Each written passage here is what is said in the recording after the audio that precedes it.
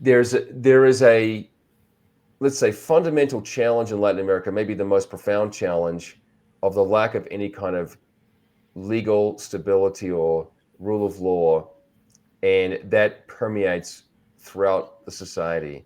I mentioned I've got a chapter on my time in Guatemala where I mention the problems of plagiarism or cheating in the university.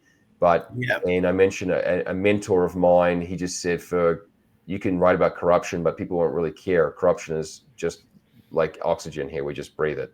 Buy my novel, Escape from the Village, from major booksellers online.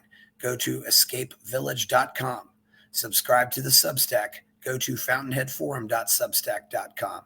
Support the forum. Go to buymeacoffee.com/fountainheadforum. Thank you. Welcome to the party, pal. This is Fountainhead Forum 254. I'm talking about Fergus Hodgson, and we're going to talk about his book, The Latin American Red Pill. He is originally from New Zealand, but he's been around Latin America, and while I've generally been very positive about Latin America, his picture is not nearly as positive, and we're going to talk about what he found there when he explored Latin America. How are you, Fergus?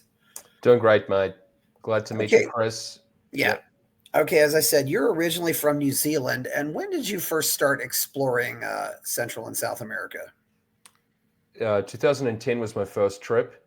I had previously studied Spanish and learned a bit about the region, but not too much. So early 2010, I arrived in Colombia. So coming up on 15 years.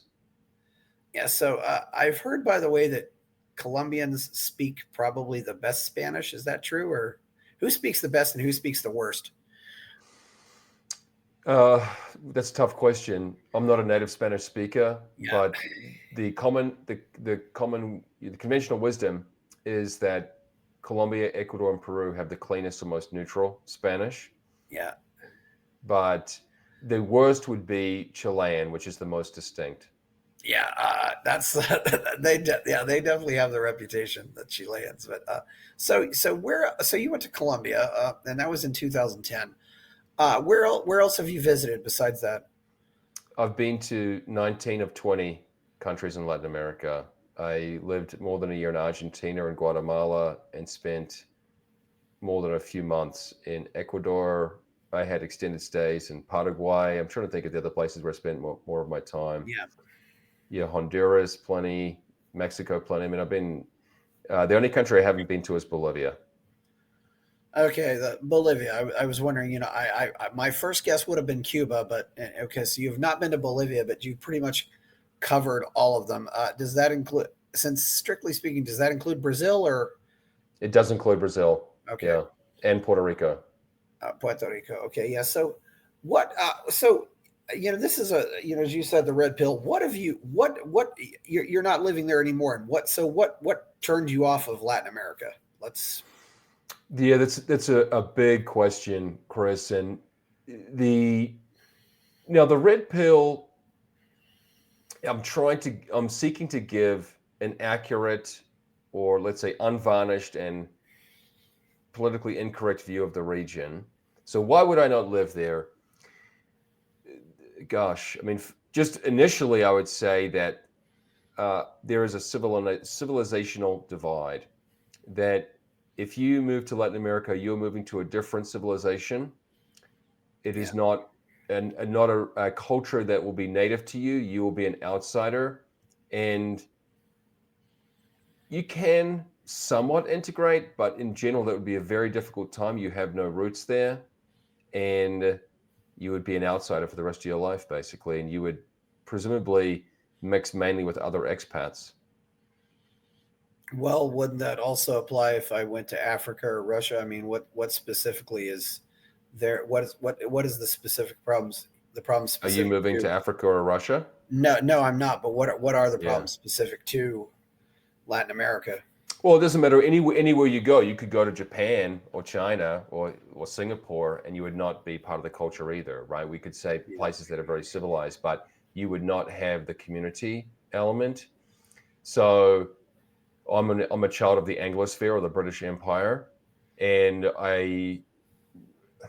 I just know that I share a common heritage with that part of the world, and that's why I can travel easily or seamlessly through those countries and settle in and be just part of the community. If for people in the United States who don't have a good sense for their history or culture, maybe you could say that what are the challenges in Latin America? I've gone through them in detail in the book. So the most prominent ones are crime and poverty. So that you would face at least 5 times the rate of murder, and I assume even higher when it comes to things like petty theft and the like. You would also, when it comes to income, take about an 80% cut in salary earnings. Yeah, I mean, most of the people, who go there seem to have some type of remote situation where they're still getting paid something close to, an American or an English or a New Zealand or Australian salary, but they're living cheaper. But yes, obviously Yeah. you're not going to, take in as much money, but that's also what keeps the expenses down. Yeah. Well, So so yeah, in my personal view is that the notion about expenses is somewhat of a myth. So, and also, yes, it's true. I personally could uproot right now and live in Latin America and basically make a similar income, right? yeah, But what about the future generation? So it's a short-term win, gain in some cases, but a long-term loss. Because if you want to build a business or want to have future generations, you've got a problem that you would have to almost return to build a business back here and then go away again. So there's a disconnect. In terms of the lower cost of living, it is true that it's, I mean, many places in Latin America, yes, will have a lower cost of accommodation, a lower cost of labor. But if you want to have the quality of life that you can get, for example, let's say here in Colorado, it would probably be more expensive there than here. okay, I can see that. Yeah, one thing that might be For difficult, for example.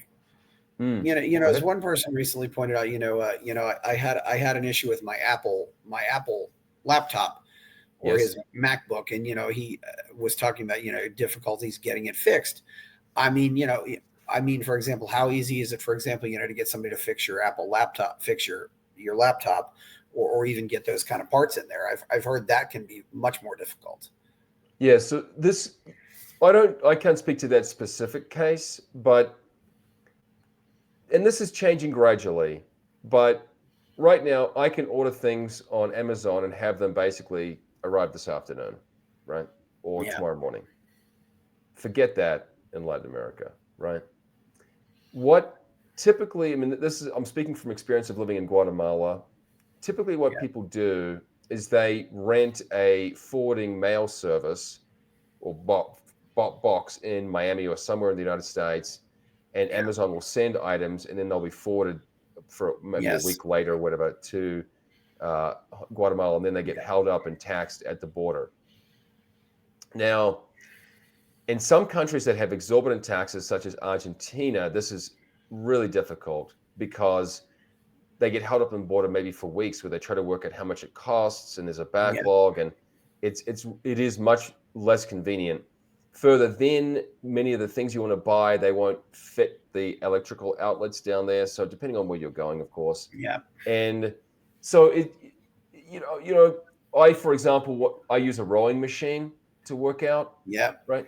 And good luck getting a Concept 2 rowing machine. Here I can order it and it'll be here probably tomorrow, right? yeah, But getting it to Guatemala, you would pay basically twice the price and it would take you a couple of weeks to get there.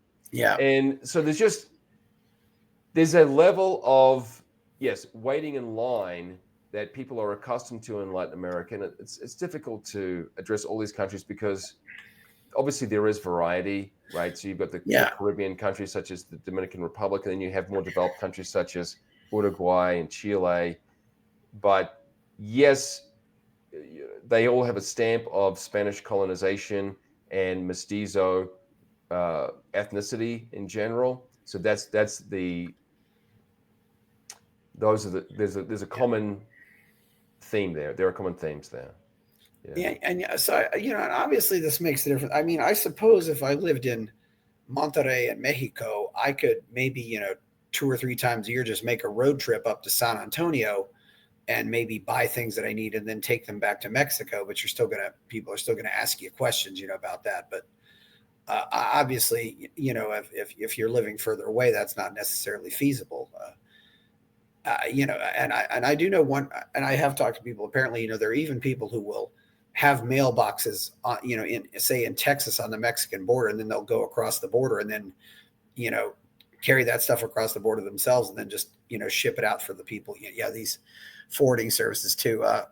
The crime, is this mostly just small nuisance crime like stolen hubcaps, pickpocketing, stuff like that, or is it more?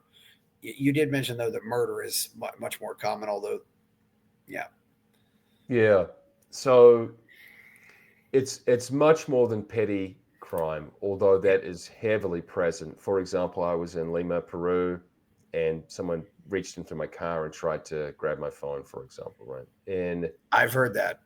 yeah, and this is just a common occurrence. And they don't, so the idea that stealing is bad, or having the cognizance that we should respect private property, I mean, that's much more of a rarity in a place like Peru. So the no, so crime is much more sophisticated and deeper in the society. And we're just getting a taste of that now with the spreading of Tren de Aragua from Venezuela throughout the United States. And I just read yesterday that's even in, I think, South Dakota now.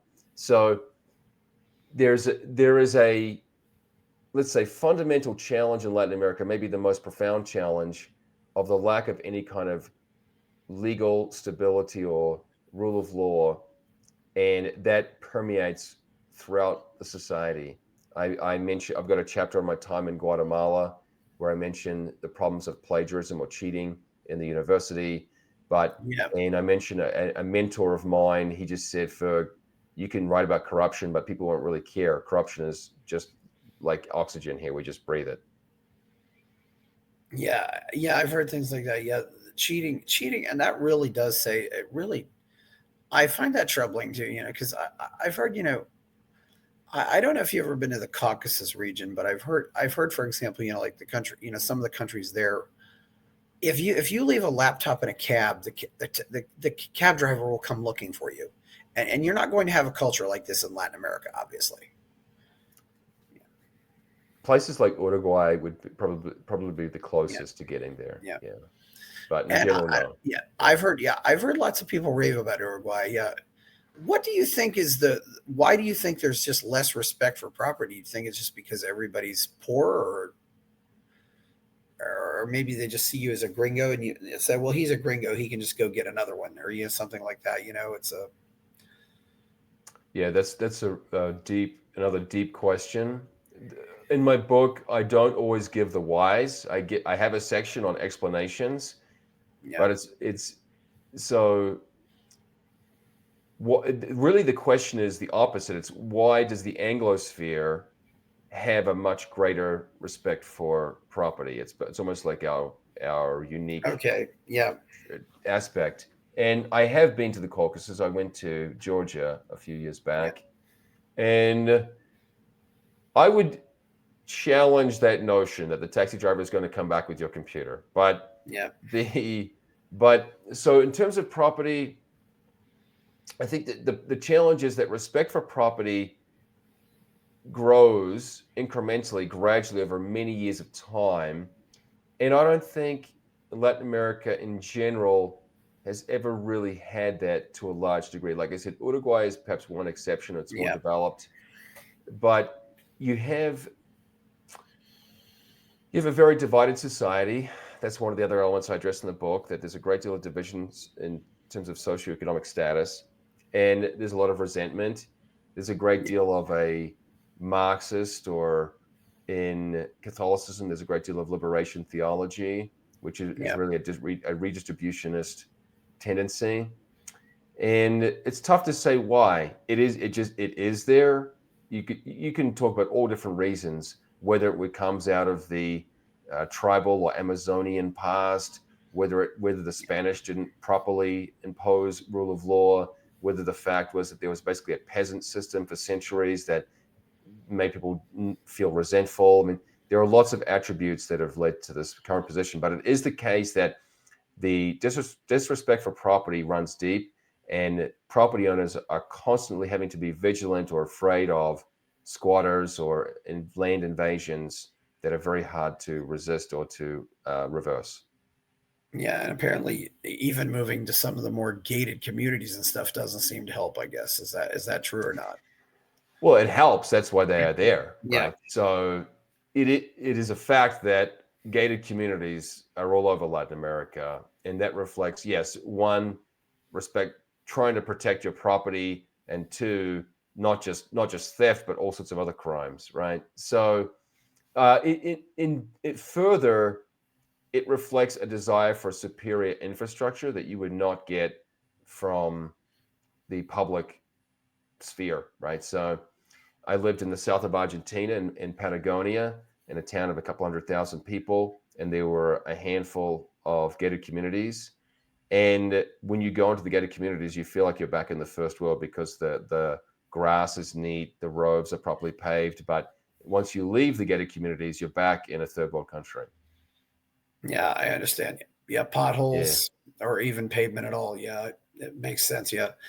sidewalks. Yeah, because I was in Iquitos in the Peruvian Amazon, and one of the things that often struck me, I said, if you were in a wheelchair, this would be hell. You would not want to live. Definitely. What were you doing in Peru? I'm sorry. Uh, well, I was in Peru for Amazonian plant medicines. Okay, But yeah, sure, but sure. I also remember, thinking when I was in Iquitos, I said, this is what poverty really looks like. And if you're American, you just don't know what it looks like. It's Peru Yeah. is probably the poorest country I've been to.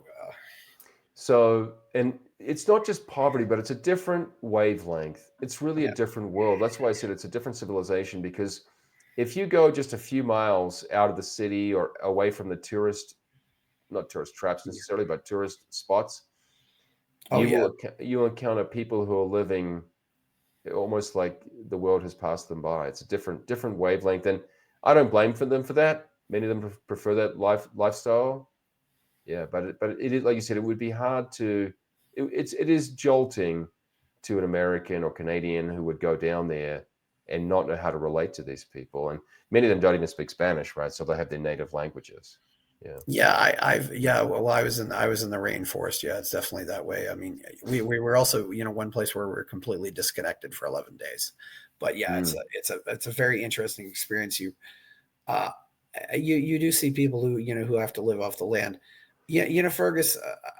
One guy who writes about crime a lot. He often he reversed the cliche that poverty causes crime, and he Mm. says back. He says criminality causes poverty. Do you Yes, think there's some truth to that? I do. Yeah. Mm, It- so it, I mean, of course, any place that has a criminal proclivity is going to be less inclined to attract investment and develop.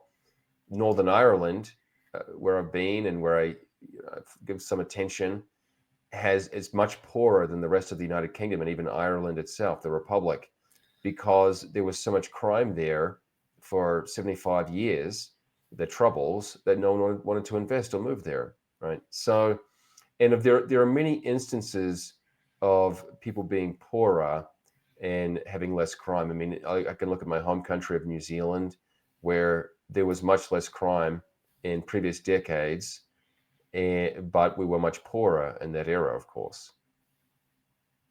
Yeah. yeah, I've heard a lot It of things. will. The reason why that's the note is a problem. The original note that poverty causes crime is just that it's an excuse. It's a scapegoat to say, oh well, we commit crime because we're poor.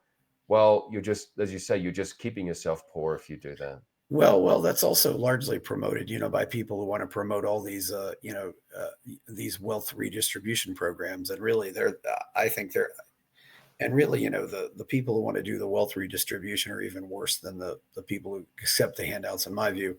But yeah, Sure. Fergus, one thing though, that often comes up, and I do know some people who are who do seem to enjoy their life in Mexico, and this Mm. guy who, in fact, he consults people about moving abroad, and then he says, well, one thing about Mexico If my wife wants to divorce me, she gets nothing. Can you comment, on the social life in Latin America? Because I think we can both agree that the social life in the Western world and the Anglosphere is just turning into a complete disaster. The cult, Yeah. there is no, the divorce culture and all this other stuff. And I don't know if it's as, can you comment on that? Yeah. Yeah. I can at length. So you should know that Latin America is going through a cultural or social revolution right now. In other words, they're going through basically what the United States and Canada went through in the 1970s, right? Yeah.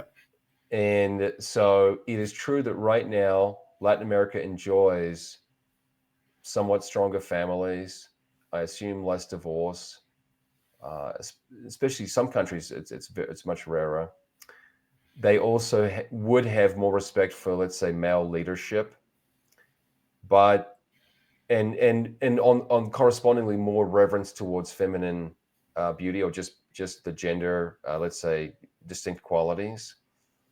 However, I just don't see that lasting long term, because as these countries have gotten a bit more wealth from trade deals, largely, Yeah. they are adopting Western ways of life. And especially in the cities, it's happening very quickly. And so I just see them having all of our problems in that regard within another decade or two. And it seems a bit silly. I mean, it would just seem a bit silly to move to a place like Mexico or whatever, just because you're afraid your wife's going to divorce you. I mean, it is. So I'm not, you and I, we might share concerns about the legal environment and let's say discrimination in favor of women over men, whether it's affirmative action or scholarships or the divorce courts or custody or what have you. And sure, I suspect that many Latin American countries are better. I don't think that's going to stay long term. But you're right that there still is a remnant of a more conservative, Catholic oriented culture in Latin America. Yes. Yeah. Well, yeah, there's another thing too I want to bring up also, because these countries are a little more behind. I think people are also getting more worried about, this massive surveillance state that is coming to America, and maybe places like, England and Australia and New Zealand. And that maybe if you go to Mexico, you might buy yourself about 10 or 15 years, Right. because a lot of these societies are still very much, societies where there's still a lot of stores and a lot of restaurants even where you have to pay cash. People still often, live off cash, and some people are unbanked. So it's Mm. also a society, I would say, that's less surveilled than the West. I mean, how would you what would you say about that?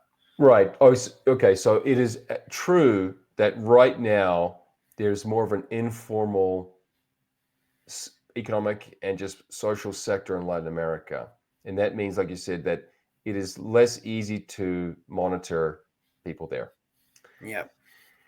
However, moving to Latin America for civil liberties to me seems insane or a bad Yeah. idea, because so this is one of the challenges we face in a place like the United States, where we have an out of control federal government, which is absolutely hostile to civil liberties. But on the other hand, we have a populace of people who will resist. One of the organizations I just cannot stand, right, is the TSA, right? When you go to the airport, these Yeah. people will harass you. And people forget there didn't used to even be a TSA, right? I mean, this is I can true. remember I flew before the TSA. Yeah, Yeah, it came I in can after remember, 9/11. Yeah. I can remember Eh, when my brother was alive, we would go pick him up, or when my brother was in the Marines, we would go pick him up at the gate. We would drop him off at the gate, things like that. yeah. And I still remember, for example, when I got a flight from Canada, this would have been 2008, 2009, Yeah. to Maine. It was just a small charter flight, and we just walked onto the plane, right, and flew to the United States, right? There was Yeah. So gradually there's been this ramping up of security, which usually is misplaced or not actually making anyone safer. But what's happened is that Americans will resist, right? They will they, they will opt out like I do, right? I don't go through the naked scanner or whatever, right? Yeah. But if you go to Guatemala, they probably won't even give you an option to opt out. You're going through the naked scanner no matter what, right? So basically, yeah, as you said, you may be buying yourself 10 years, but once they get the technology, they will have less respect for civil liberties, and the people themselves will have less of a sense of self-worth. And I remember, mate, I was chatting with a lady, not from Latin America, but from a more of a dictatorship country, and she thought it was almost comical that I would say I want a right to privacy or some respect when I go through security. She couldn't understand, right, because she was not accustomed to even standing up for herself in that regard. Yeah. And so this also came to light when you might think people in Latin America are very anti-government and resist or whatever. But it's just not true. That the lockdowns and the impositions were just as harsh, if they would have been more severe than what you'd have in a place like here, like Colorado, or especially places like Wyoming, right? So I just think that's the fundamental problem. That even if Latin America is less technologically advanced, and that means you can avoid the surveillance state. Once the surveillance state arrives, it'll be even worse than it is here. Yeah. I do. You said you lived in Argentina for a while. Do you have any opinions, on Javier Milei right now or not? Yeah, I mean, I'm shocked he was elected. Years ago, I was at a barbecue just on the outside of Buenos Aires, and people were asking me, could some kind of rapid liberalization work in Argentina? And I was not optimistic, to be frank, because Argentina is a much more, and they were thinking, could we have a liberalization akin to what happened in the 1980s in New Zealand? And Yeah. I was not optimistic about it because New Zealand does not have provincial legislatures or provincial governments, but Argentina does. So Argentina has a much more complex or layered form of government. So it's more difficult to undo the problems. But do I support Milei? As far as I can tell, he's determined, and he's basically a right wing or paleo libertarian. Great. And Argentina needs this as much as possible. He also seems to be highly motivated, aggressive. I mean, I wish him the best. It's tough. We're going to see the same problem in the United States when Trump gets into office, that people are all excited about these changes, and I doubt many of them will go through. But you face an established parasitic or corrupt political class, and they will resist changes. I wish Javier Milei the best. I know he's making at least incremental changes in a positive direction, and that's good. It's great news. If you could live anywhere in the world, where would you live right now? I live right now in Colorado, and Yeah. I could live almost anywhere in the world, so I'm quite happy to live here. I personally am looking at other options in the long term, maybe to Northern Ireland, as I mentioned before, because that's about as close to my heritage as I can find. I'm of both English and Irish ancestry. If I were to live in a country that's not my native language and not that I know so well, I would choose Switzerland. I've been there a couple of times. I really enjoy the country, and it seems the most civilized or peaceful I could find. Yeah, there's a lot of good thing. I've heard a lot of good things about Switzerland. It's well, this is certainly, you know, I've been to a few Latin American countries. I certainly understand. Fergus. One thing I know, this is one of Mm. those small things but there's no iced tea. No iced tea anywhere. It's like where's the iced tea? Because I drink it as a sub. I drink unsweetened iced tea instead of drinking pop, but I can get it at Starbucks, but that's about it. It's one of those things where you just can't. Sometimes it's Well, things. I like crumpets, but Yeah, you can't get them here either, or Marmite. So yeah. we all face these challenges. You Yeah, and mentioned the New mm, Zealand Revolution. Is that completely gone back to the way it was before? Is it completely collapsed or what? Because I there would was all say that I would say it's cover with Roger my Douglas. my personal view is that it's about 2/3 gone Yeah, now.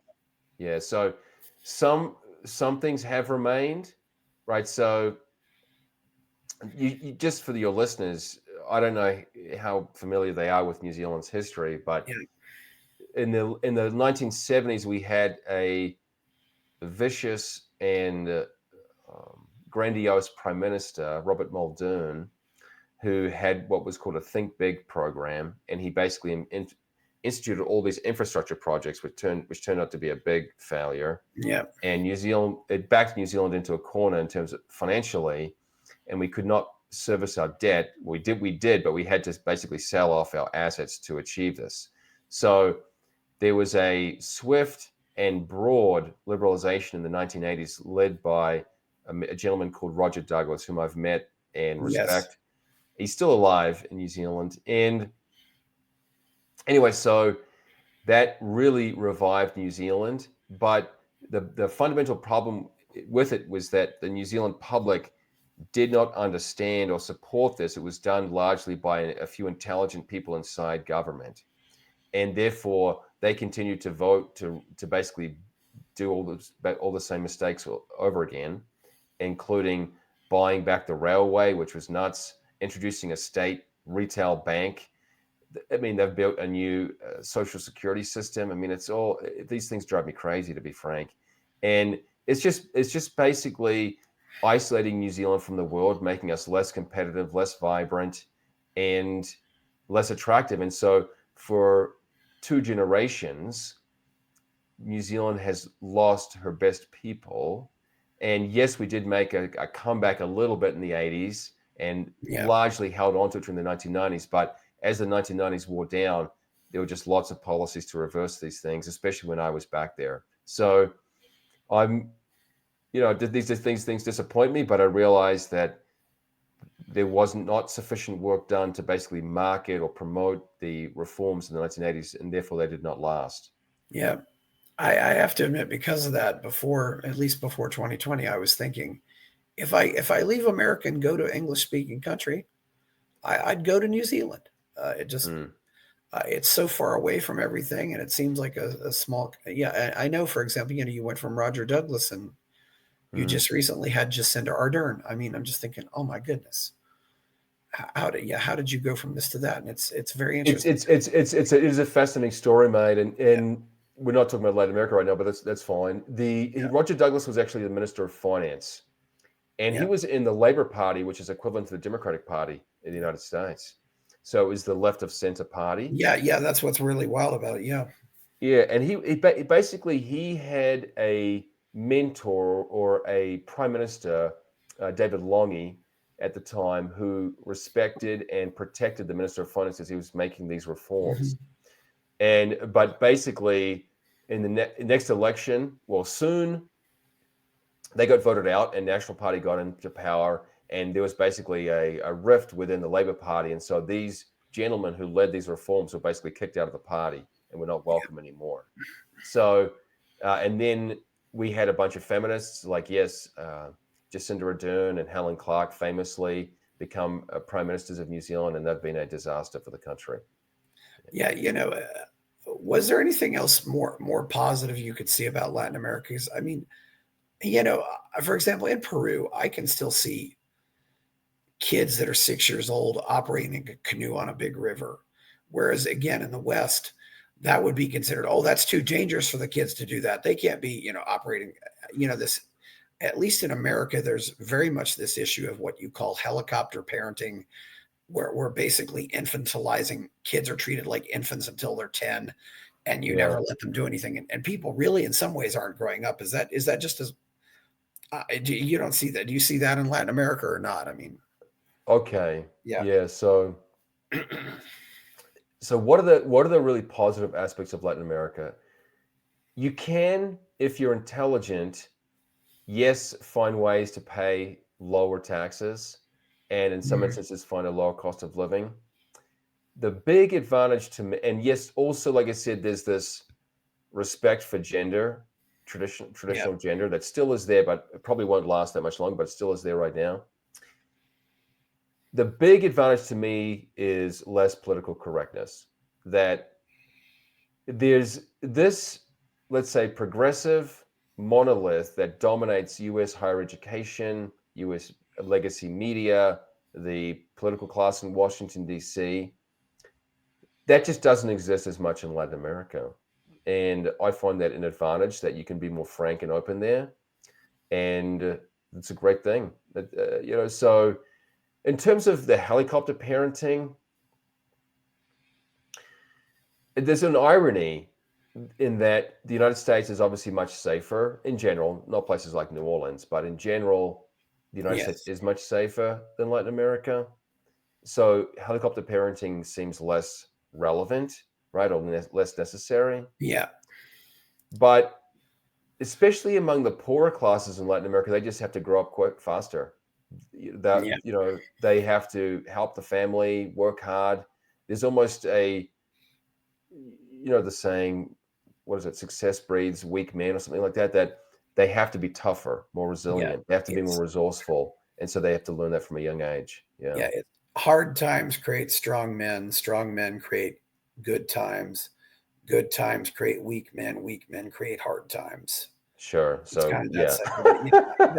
But Fergus, you captured it, man. Yeah. yeah, I've just kind of seen it with my own. I mean, I was in the public library in Austin a few weeks ago, and there was a sign that said, children under 10 years of age cannot be alone in the library unless accompanied by an older person. And I can Mm, remember going to the library by myself at 6 or 7 years old.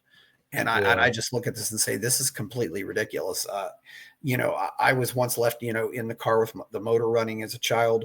Nowadays, if you do that in America, somebody will call the police on you.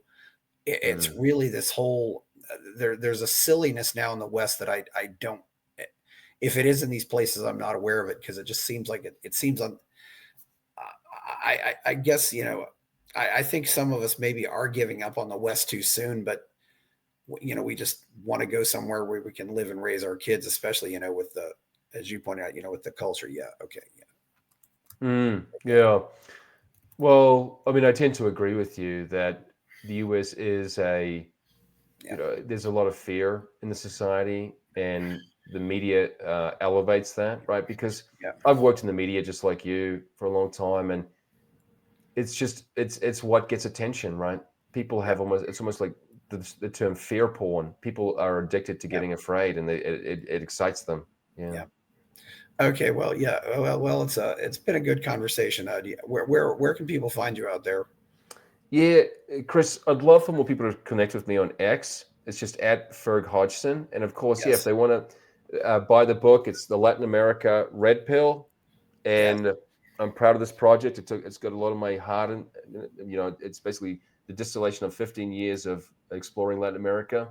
Yeah. And my earlier book is the Financial Sovereignty for Canadians. So they're both on Amazon. And the one financial sovereignty for Canadians actually has 2 chapters devoted to the question of moving to Latin America. So it's relevant to Americans in that case. That Yeah. one, should you move there, and two, if you were to move, where would you go? And I give 3 options for people to consider. Yeah. I should have pointed this out to you. This reminds me of a guy I knew from Brazil. He wrote his name on everything, and he was always locking things up. Hmm. And you know what? And that kind of tells you, though, maybe this is where he kind of lived, because he felt like he had to write his name on everything, and he would lock everything up. It's just, but yeah, the high, I think it is important to, have a high trust society. I've heard New Zealand is very much that way, but yeah. So, okay, well, it's been good having you on here, and certainly, hopefully we can talk again. Colorado, it sounds like you really appreciate the natural beauty of Colorado too. So, Absolutely. yeah. And, Great and to be in her, touch, Chris. Her, Yeah. her New Cheers, man. Zealand's just as lovely. So please buy my novel, Escape from the Village, like the video, subscribe to the channel, check out my Substack, and go to Buy Me a Coffee. I'm Chris Baker. We're out. Buy my novel, Escape from the Village, from major booksellers online. Go to escapevillage.com. Subscribe to the Substack. Go to fountainheadforum.substack.com. Support the forum. Go to buymeacoffee.com/fountainheadforum. Thank you.